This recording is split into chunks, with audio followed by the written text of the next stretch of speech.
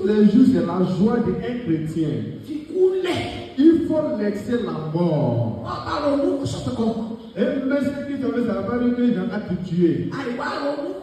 Mais tu ne peux pas penser que tu ne vas pas mourir. Il ne faut pas mourir avant que tu vas mourir. Si tu as la joie, mais Dieu nous regarde, il nous voit. Dieu reconnaît la manière que nous sommes. Il reconnaît où chacun de nous habitons. Il reconnaît que la guerre que les ennemis américains de nous combattent. Mais c'est pourquoi tu vas te racheter dans sa main. Et c'est dans la parole. Le diable t'a menti. Que moi je ne serai pas un homme pauvre.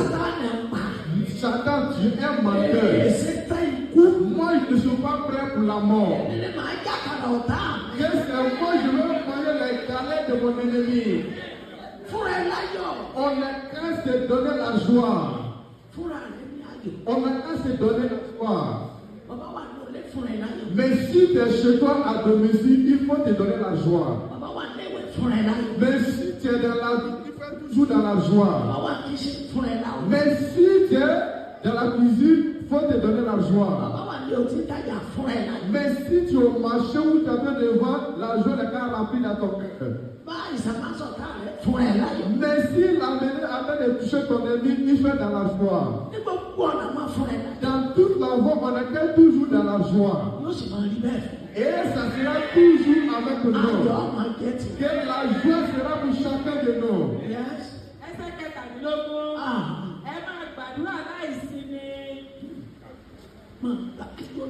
Priez sans cesse. Au nom de Jésus. Que le Dieu va jamais fermer la vie de chacun de nous.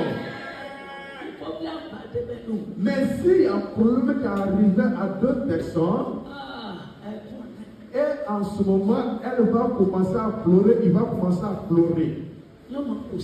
Et en ce moment, elle va commencer à faire trou, il va commencer à continuer à faire trou. Parce que tu as laissé la place au diable. Vous n'avez que les cantiques qui donnent la victoire sur la maladie. Parce que le Père est toujours avec toi.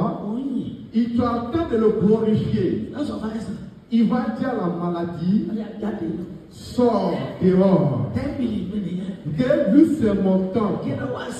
Mais tu es venu chercher quoi dans mon temps? On a à se donner la joie toute la journée.